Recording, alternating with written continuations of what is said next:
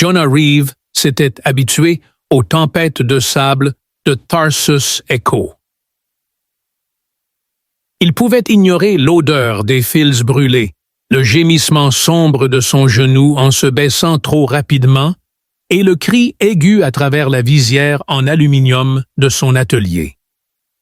La tempête d'aujourd'hui n'était pas une exception. Le gravier beige tambourinait contre les fenêtres comme une ligne de tambour nerveuse et le gravier s'infiltrait dans ses bottes, ses outils et probablement même dans ses poumons. Cependant, quelque chose clochait. L'alerte de proximité de son atelier s'agita. Jonah s'arrêta en plein démontage d'un robot grille-pain obstinément fumant et murmura à la machine cassée « D'accord, Frankie, tu es en pause. » Cela contrastait avec le capteur de mouvement d'origine qui avait cessé de fonctionner après qu'il ait accidentellement renversé du chili dans le câblage. Il avait plutôt mis en place un système de secours en utilisant un vieux drone de transport et un moniteur pour bébé réutilisé. Le moniteur clignotait maintenant d'un vert vif sur son mur et émettait un bip dans un ton qui suggérait soit d'un intrus, soit un pigeon avec une intention malveillante. Plus de Pop-Tarts brûlés jusqu'à ce que je découvre pourquoi tu les considères comme des ennemis, dit-il en s'essuyant les mains sur sa chemise. Il mit ses lunettes fissurées et sortit dans la tempête tourbillonnante où la poussière sifflait sur le sol et lui piquait les joues. Malgré cela, il s'y enfonça avec l'indifférence habituelle de quelqu'un qui avait déjà lutté avec une combinaison exo qui ne fonctionnait pas pendant un vent de tempête. Suivant le signal de son moniteur, il continua environ 30 mètres, au-delà de la limite de sa propriété, jusqu'à une étroite tranchée creusée dans le sol martien, où il trouva son demi-enterré et Jonah fixa les débris extraterrestres pendant une longue minute jusqu'à ce que son cerveau rattrape enfin ses yeux. « D'accord, » dit-il lentement, « c'est soit la boîte aux lettres la plus étrange que j'ai jamais vue, soit j'ai vraiment eu de la chance. » L'engin avait un design mince et lisse, comme si quelqu'un pensait que les triangles étaient trop voyants. La coque scintillait d'un éclat huileux malgré les éraflures et les fissures sur un côté. Au centre, emmêlée dans ce qui semblait être un harnais cassé, se trouvait une femme qui était assez proche. La femme semblait avoir des traits humains, y compris un visage, des bras et des jambes, mais ses oreilles étaient exceptionnellement longues et effilées, comme des antennes.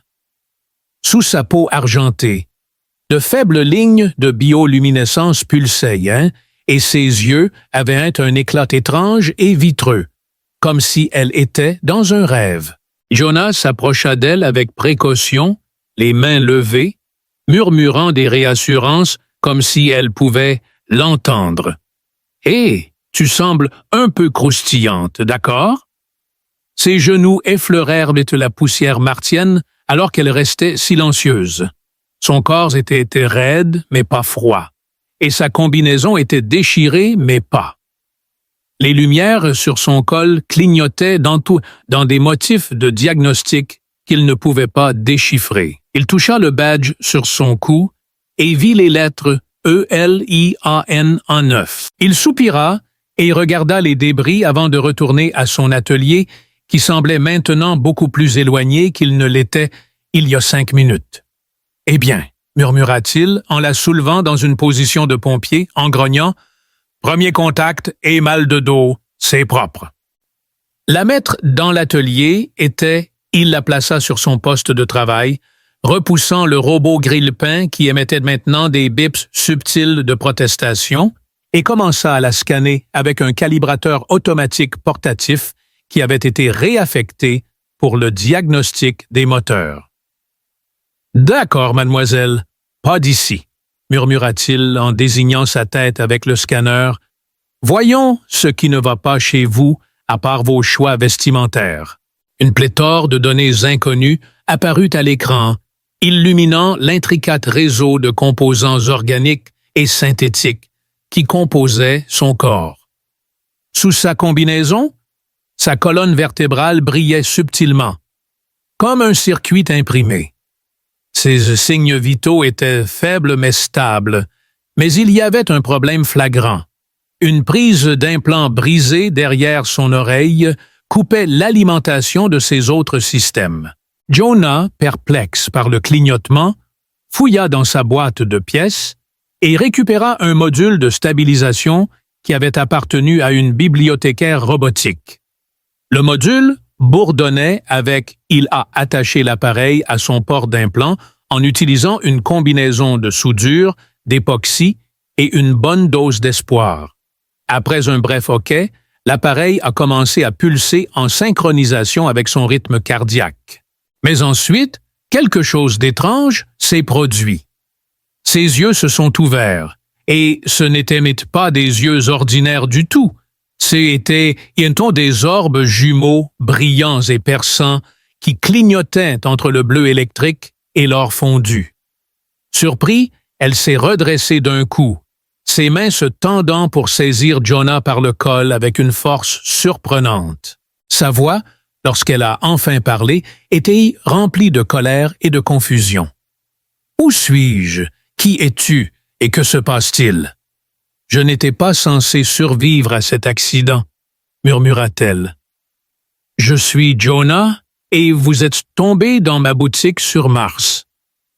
Je m'excuse si je suis un peu trop minutieux, mais vous avez l'air de vous évanouir. Alors j'ai pensé que je devrais essayer cette chose appelée compassion. » Elle le fixa du regard, sa prise se desserrant légèrement, mais son expression resta inchangée. « Je n'étais pas censé survivre à cet accident, » murmura-t-elle. « Je dois quitter cet endroit si le Conseil découvre que je suis encore en vie. » « Attendez, Conseil. Quia, revenons en arrière. Tu as eu un accident et j'ai amené ton joli petit ici pour réparer ta prise de cerveau. Tu as été réparé avec des déchets. Tu sais? » Elle plissa le nez et regarda autour de la pièce les technologies bricolées et les étagères en ruban adhésif. Jonah a dit « Allons-y » avec une malédiction différée. Elle se poussa de la table, chancela une fois, puis se rattrapa. Elle se déplaçait avec une sorte de calcul affûté, comme si chaque pas était une équation à équilibrer. Un haut-parleur de karaoké ne peut pas partir sans un simple « merci » ou muffin. Jonah désigna un plateau sur le comptoir et pointa quelques bananes, qui étaient étonnamment bonnes pour attaquer les ennemis. Eliana le regarda avec surprise avant d'en prendre une, de la renifler, puis de mordre dedans pendant 2 secondes entières sans dire un mot. « C'est une arme !» s'exclama-t-elle. Jonah sourit. « C'est que je dis aux gens depuis des années. » Elle ne sourit pas, mais elle ne le jeta pas non plus. Le lendemain matin, Eliana se tenait dans le garage de Jonah comme une installation artistique ratée, élégante et visiblement désapprobatrice. Elle inspectait une tondeuse à lévitation rouillée avec la même concentration sombre que l'on pourrait réserver à une fuite de biohazard. Ses bras étaient croisés, ses oreilles allongées, tressaillant légèrement. Un geste que Jonah commençait à soupçonner de signifier irritation, confusion ou peut-être un besoin profondément enfoui de vaporiser quelque chose. « Tu utilises cet appareil pour couper les plantes? »« Dispositif pour couper les plantes? »« Bien sûr, je peux vous aider avec ça, » demanda Eisenarrow. « Je suis heureux de le faire, » répondit joyeusement Jonah, tenant une clé à molette dans une main et se penchant sur le bloc moteur ouvert d'un drone de livraison. « Quand ça fonctionne, ajouta-t-il, ça fait une super chaise. » Eisenarrow dit « Lentement, l'effondrement de votre civilisation a bien plus de sens. » Jonah renifla et essuya la graisse de son front avec la manche de sa combinaison. Eliana patrouillait dans l'atelier depuis l'aube, vérifiant chaque outil, chaque projet à moitié terminé et chaque échec.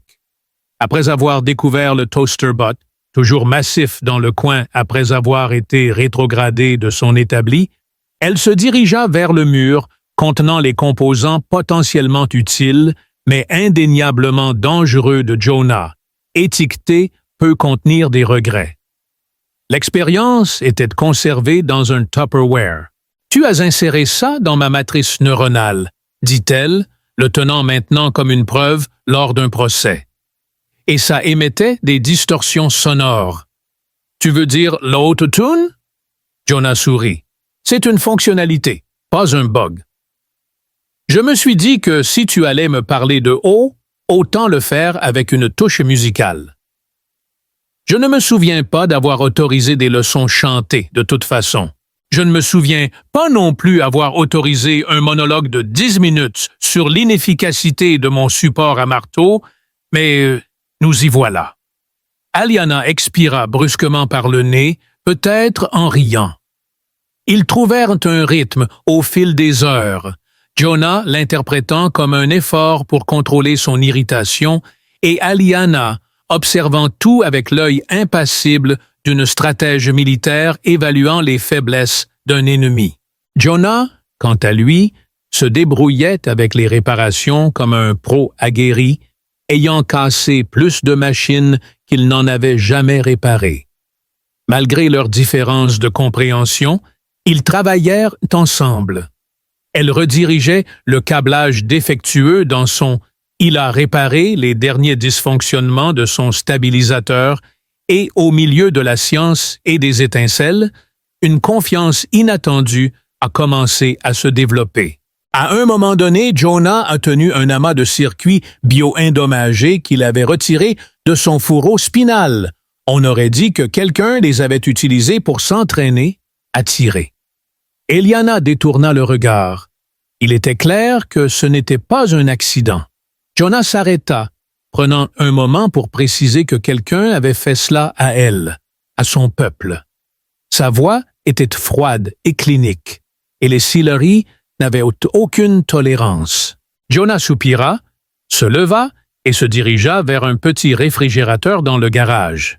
Il dit « Bon, assez de terreur existentielle pour l'instant, faisons le plein. » À l'intérieur, il trouva 3 canettes de Saint Cola, 2 barres pour filles protéinées et un pot étiqueté de manière étrange qui disait « Chausser mariné, ne pas ouvrir à moins de vouloir souffrir. N'ouvrez pas à moins de vouloir souffrir. » Elle resta silencieuse et le regarda avec des yeux impénétrables. « Que dirais-tu de ça comme barre ?» demanda Jonah à Aliana. « Du chocolat et de la caféine compressée en une brique de joie, demanda-t-elle. « Ou de misère selon tes papilles, dit-il. Elle prit une petite bouchée, la mâcha plus lentement et fixa la barre comme si elle venait de confesser un incendie criminel. « Ça a exactement le goût du bonheur brûlé, dit Jonah rayonnant. Ils mangèrent en relatif silence, les sons du vent martien frappant les murs à l'extérieur. Les seules interruptions étaient le scintillement des rigs miniers lointains et le passage occasionnel d'un transporteur de fret.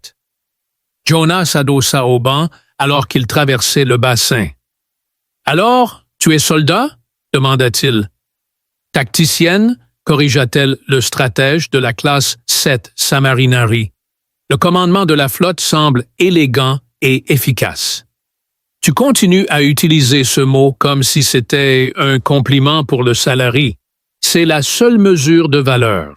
Il fronça les sourcils, et quand ils t'ont jeté comme une vieille chaussette, je suis devenu inefficace, continua-t-elle. Le coupé était une déviation neuronale. Je n'étais plus apte à commander. Samarinari la fixa du regard, et Jonah était à court de mots. Il se frotta l'arrière de la tête et murmura « Eh bien, ils ont l'air d'être des imbéciles. » Iliana le regarda avec un rictus, puis le corrigea. « Des imbéciles est un terme humain qui implique de la rudesse avec une touche de frappabilité. » Je vois qu'ils sont des imbéciles, répéta-t-il. Iliana le fixa pendant un long moment avant de répondre « Votre peuple a des priorités linguistiques étranges. » « Ouais, dit Jonah, mais on compense avec du jazz et des gaufres. » Cela lui valut un autre soupir, cette fois légèrement moins irrité. Plus tard dans la nuit, alors que la tempête se calmait et que les lumières de l'atelier dansaient contre la poussière qui se déposait, Jonah se retrouva à observer Eliana de l'autre côté de la pièce. Elle s'était soit endormie, soit était entrée dans un état de calme, ou peu importe ce que c'est, et était assise droite contre le mur du fond. Ses traits étaient maintenant calmes et posés, plutôt qu'agressifs et défensifs, comme ils l'avaient été plus tôt. Les lignes vacillantes le long de sa mâchoire avaient un ralenti pour adopter un rythme doux, et elle ne semblait ni « Je ne tombe pas amoureux », dit Jonah au boulon insensible. « Tu m'entends, je ne tombe pas amoureux. » Le boulon, étant à la fois vieux et insensible, couina exactement comme les boulons le font quand ils ne te croient pas. Eliana ne comprenait pas le pain grillé. Ce n'était pas qu'elle ne pouvait pas comprendre la physique, c'était que le pain était chauffé jusqu'à ce qu'il se carbonise. Il y avait une véritable connexion entre eux. « Tu brûles ce pain, dit-elle, tenant le rectangle croustillant entre deux doigts comme s'il pouvait l'infecter. » Jonah, assis en tailleur sur le sol à côté d'une moto-hover partiellement démontée, leva les yeux et, haussant les épaules, répondit « C'est le but, le pain grillé sans brûlure, cessez. » Parfois, le pain était servi avec des gels à base de fruits douteux, mais ce qui la perplexait vraiment, c'était l'idée même de la toast. Elle soupçonnait que cette pratique était liée à la préoccupation des humains pour la douleur à l'échelle de l'espèce. Il mordit triomphalement dans son propre toast, qui était agressivement grumeleux et recouvert de quelque chose de violet. « Tu n'as pas tort, » dit-il, sa voix s'éteignant en parlant, « mais nous avons de la bonne musique et une longue tradition de faire semblant de savoir ce que nous faisons. Ça compense. » Iliana leva un sourcil et dit « Ta culture m'inquiète. » Aliana s'assit en face de lui, grignotant mécaniquement le coin de son toast, avec tout l'enthousiasme de quelqu'un étudiant la cuisine extraterrestre pour une thèse. Ils étaient tombés dans ce rythme étrange au cours de la semaine passée, où le premier impliquait de l'entretien et le second une interrogation mutuelle. Elle l'a aidé à optimiser ses bottes improvisées, et il lui a expliqué les subtiles complexités émotionnelles du sarcasme terrien.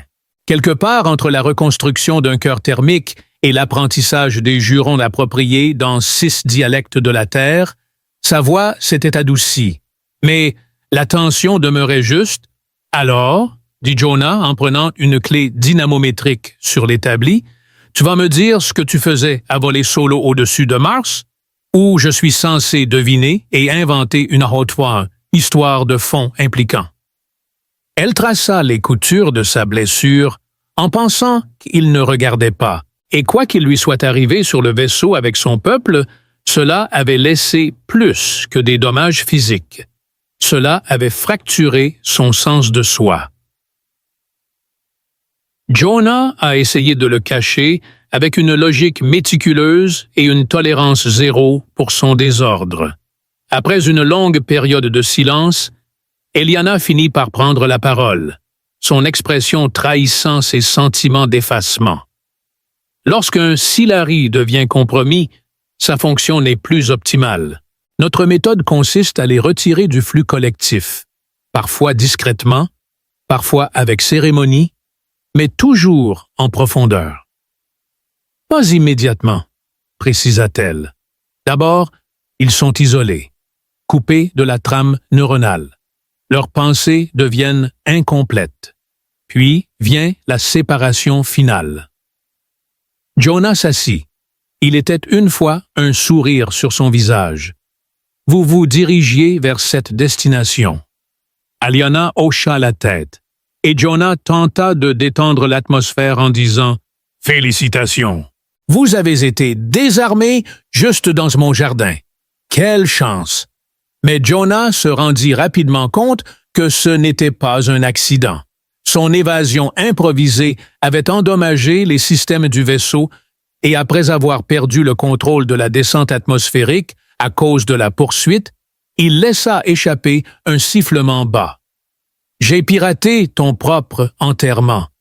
J'ai corrigé une erreur logistique, » dit-elle simplement, ses lèvres tremblant légèrement. Jonah se recula, s'appuya sur un coude et elle continua. « Tu es un peu un dur à cuire. » Il y eut un bref moment qui sembla être de l'amusement avant que l'un ou l'autre puisse parler à nouveau, mais ensuite le coin du garage déclencha une alarme que Frankie répara et réinstalla à contre-cœur. Le technicien du grille-pain commença à tourner en rond tout en projetant un hologramme d'un point d'exclamation clignotant. Jonah se leva rapidement en réponse à une alerte imminente. Ce n'était pas une alarme ordinaire. C'était un objet très grand et potentiellement armé qui venait d'entrer en orbite. Aliana était à ses côtés, son expression devenant de plus en plus intense à mesure qu'elle observait. D'un coup de commutateur sur le panneau de contrôle, le projecteur s'alluma, montrant un schéma 3D rudimentaire de l'espace local. Au centre, un petit point ressemblant à l'atelier de Jonah brillait, et au-dessus de Mars, un plus grand point se dirigeait vers le bas sans identifiant de transpondeur. Jonah a correctement identifié les formes comme étant inappropriées pour les transporteurs d'entreprise. Transporteur, et ce n'est pas militaire, du moins pas le nôtre. Alors que Iliana s'approchait, sa mâchoire se crispa. C'est un drone de récupération. Et l'estomac de Jonah se serra. Peut-on cacher le signal? J'ai déjà modifié vos protocoles de protection.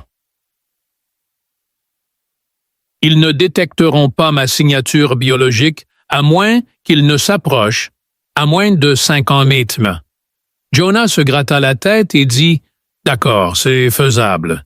Mais s'ils viennent chercher, je m'en occuperai avec un muffin rassis. » Iliana le rassura. Avec un sourire malicieux, Jonah dit à Iliana « Je t'ai sauvé la vie 2 fois si on compte le muffin. Je ne me sens toujours pas prêt pour la bataille. Nous avons besoin d'un vrai plan, pas juste d'un endroit pour nous cacher dans mon garage derrière une pile de robots grille-pain cassés. » Iliana croisa les bras, montrant son manque de préparation. Elle lui jeta un coup d'œil, son expression trahissant son malaise. « Tu es inhabituel, Jonah Reeve, » dit-il avec un sourire, « c'est l'air martien qui dérange le cerveau. » Frankie continua sa rotation sans fin et annonça « Alerte probablement annulée ». Le drone de récupération plongea silencieusement au-dessus des nuages qui s'éclaircissaient. Au milieu du bourdonnement paisible de l'atelier, ils se tenaient ensemble, formant une alliance basée sur le sarcasme, les miettes de pain grillées, et juste assez de soldats pour soutenir une femme extraterrestre. Dans l'esprit de Jonah, un plan plein d'espoir mais imparfait prenait forme, car il avait appris d'Alana que peu importe à quel point elle était brisée, elle ne resterait pas brisée. De plus, les Silari devraient affronter un mécanicien très déterminé avant de pouvoir terminer leur travail. Au début, il y avait une vache, pas une vraie, bien sûr. Celles avaient disparu de Mars depuis le grand fiasco du pâturage de 1946. Au lieu de cela, c'était un bovin holographique de 3 mètres qui se matérialisa au centre du garage de Jonah, où il commença à gémir de manière inconsolable et à projeter des statistiques nutritionnelles en 7 langues.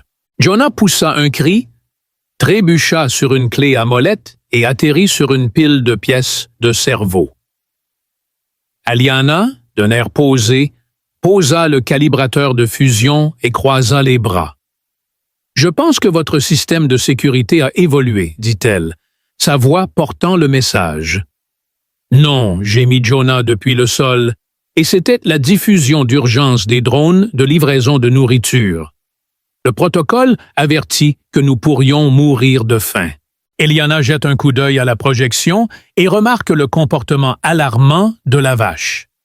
La vache est basée sur une mascotte d'entreprise du 21e siècle nommée Calcium Carl. Jonah se redressa, enlevant les boulons de sa combinaison. Aliana, comme d'habitude, semblait imperturbable. Cependant, Jonah remarqua un léger mouvement dans son oreille gauche, le même qui bougeait quand elle s'apprêtait à livrer une analyse tactique, où elle corrigea sa grammaire et dit « La sonde est stationnaire ». Elle agita 2 doigts devant l'écran, révélant un schéma transparent montrant le drone de récupération Salari à 20 km à l'est des dunes martiennes. Il n'y avait eu aucun mouvement depuis la descente atmosphérique. Donc soit il attendait la confirmation de la signature biologique de Jonah, soit il faisait le mort.